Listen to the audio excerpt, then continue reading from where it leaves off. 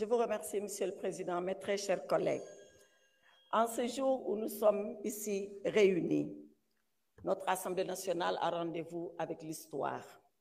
Elle a rendez-vous avec l'histoire parce qu'il nous est demandé de poser un acte grave et solennel en enlevant l'immunité parlementaire d'un collègue député.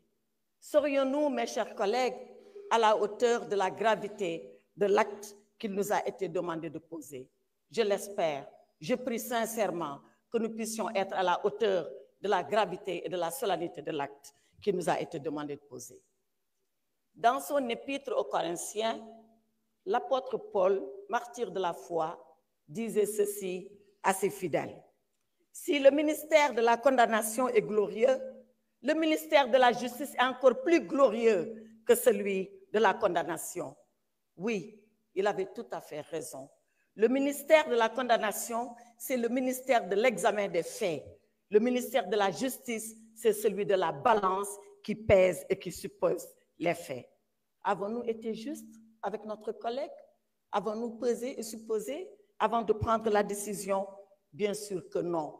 Avons-nous été justes avec Farba Ngom lorsque nous stations sans dossier? Je le dis, je le répète et je le confirme. Oui, il m'a été transmis un dossier entre guillemets, 4 lettres de transmission sur des feuilles volantes. Si c'est ça un dossier, on est loin de l'idée qu'on se fait de notre mission. Avons-nous été justes vis-à-vis de notre collègue Mohamedou Ngom lorsqu'il aura suffi 10 jours, samedi et dimanche compris, pour statuer dans la précipitation sur cette demande de levée de l'immunité parlementaire? Avons-nous été justes lorsque nous sommes juges le jour et procureurs impitoyables la nuit? Voilà ce qui s'est passé. Et voilà pourquoi, dans la longue histoire de notre Assemblée, pour la première fois, une demande de levée d'immunité parlementaire a suscité autant de débats, autant de controverses et autant de polémiques. Et pourtant, il nous faut décider.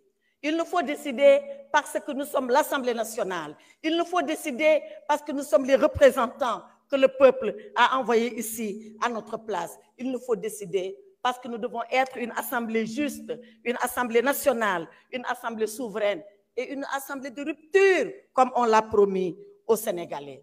Voyez-vous, Monsieur le Président, je m'en vais terminer sans presque plaider, sans presque vous dire ce que nous devons faire pour notre honorable collègue. Savez-vous pourquoi? Parce que notre honorable collègue n'a jamais voulu venir ici pour demander une quelconque protection.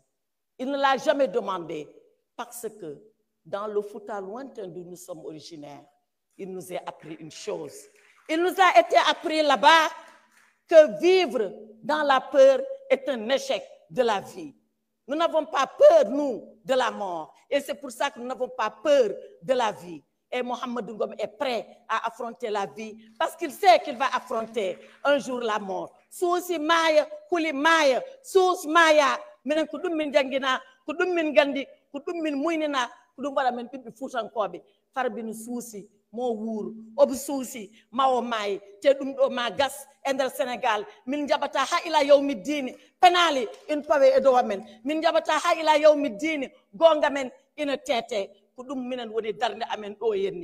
ici, dans cette assemblée, l'honorable Farba Ngom a confié son sort à Allah subhanahu wa ta'ala. C'est le seul juge, c'est le dernier juge et c'est le meilleur juge. C'est le juge qui jugera ceux-là qui ont jugé. Jugeons pendant que nous pouvons encore le faire. Jugeons pendant que le peuple sénégalais nous regarde. Jugeons pendant que nous sommes là face à notre conscience. Le reste appartiendra à l'histoire et l'histoire jugera Mohamedou Ngom. Je vous remercie.